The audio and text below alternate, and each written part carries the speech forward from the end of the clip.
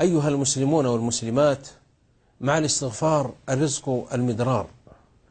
فقلت استغفروا ربكم إنه كان غفارا يرسل السماء عليكم مدرارا ويمددكم بأموال وبنين ويجعل لكم جنات ويجعل لكم أنهارا.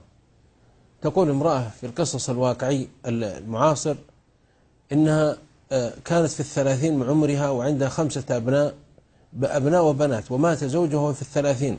قالت فأظلمت الدنيا في عينها وأصابها من الهم والغم والحزن والكدر ما لا يعلمه إلا الله عز وجل، فليس لهم عائل بعد الله إلا هذا الزوج وقد توفي، وأبناؤها صغار وليس لهم دخل مالي يكفيهم، وهم في بيت هذا البيت هو الوحيد يسكنون فيه.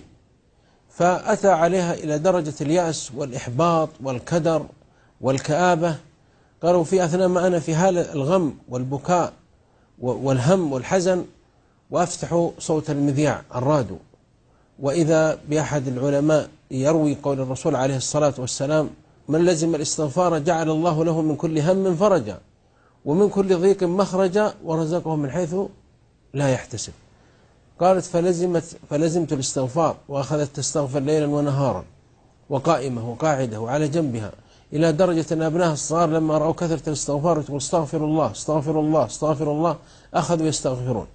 قالوا بعد وقت ما مضى إلا 6 أشهر أو 5 أشهر وإذا بمشروع يأتي على أملاك لهم قديمة فيعوضون بملايين، ويأتي ابنها الأول في المدرسة وتفتح أمامهم أبواب الرزق وأبواب الخير من هذا المردود ومن هذه النجابة في الأبناء، وتقول والله ما أعول ذلك ولا أرد ذلك إلا لكثرة الاستغفار. قالت هذا الاستغفار صار ديدنا لي وصار على طرف لساني وصرت أقوله بلا شعور، وصار لا يفارقني حتى حين وأنا في النوم أقول وأنا أستغفر.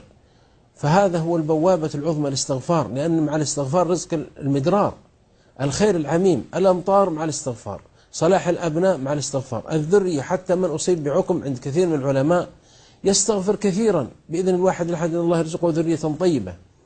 مع الاستغفار الأمن، حتى يقول سبحانه وتعالى: وما كان الله ليعذبهم وأنت فيهم وما كان الله معذبهم وهم يستغفرون. مع الاستغفار المتاع الحسن، يمتعكم، استغفر ربكم ثم توبوا إليه يمتعكم متاعا حسنا. ومع الاستغفار القوة، قال: ويزدكم قوة إلى قوتكم، قوة في السمع، قوة في البصر، قوة في الذكاء، قوة في الجسم. هذا هو الاستغفار.